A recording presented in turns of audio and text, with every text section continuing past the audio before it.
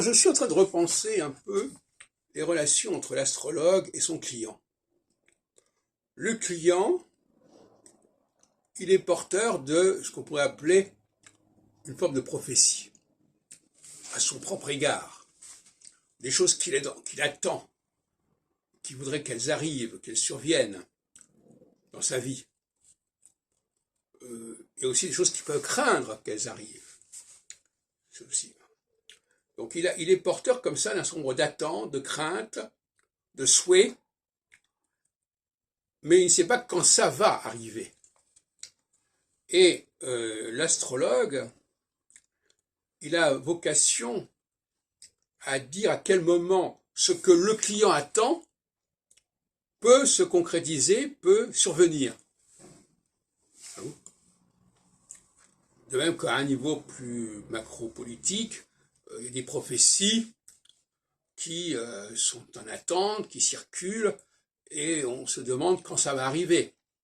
Le cas le plus classique, c'est quand Jésus va vers la Samaritaine, cette femme qui est ostracisée, à laquelle il ne faut pas s'adresser, il intervient et elle lui demande « Est-ce que tu es le Messie ?» C'est-à-dire « Est-ce que tu es le Messie qu'on attend? Est-ce que tu es le Messie que j'ai en tête ?» Bien évidemment. Donc,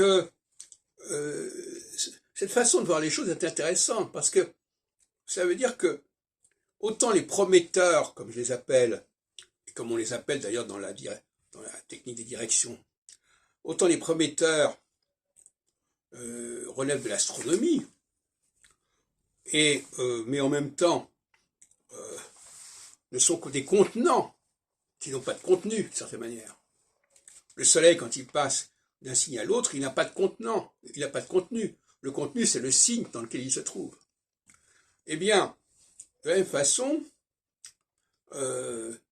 l'astrologue, il doit gérer les contenus existants. Et il doit déterminer à quel moment ces contenus peuvent être actualisés. Et à quel moment ils ne le sont plus d'ailleurs. Parce que l'astrologue, il est là pour dire à quel moment les choses commencent et à quel moment les choses se terminent. Il y a un temps pour débuter, un temps pour finir. C'est évident. Et il est parfois plus important de dire quand ça va se terminer que quand ça va commencer.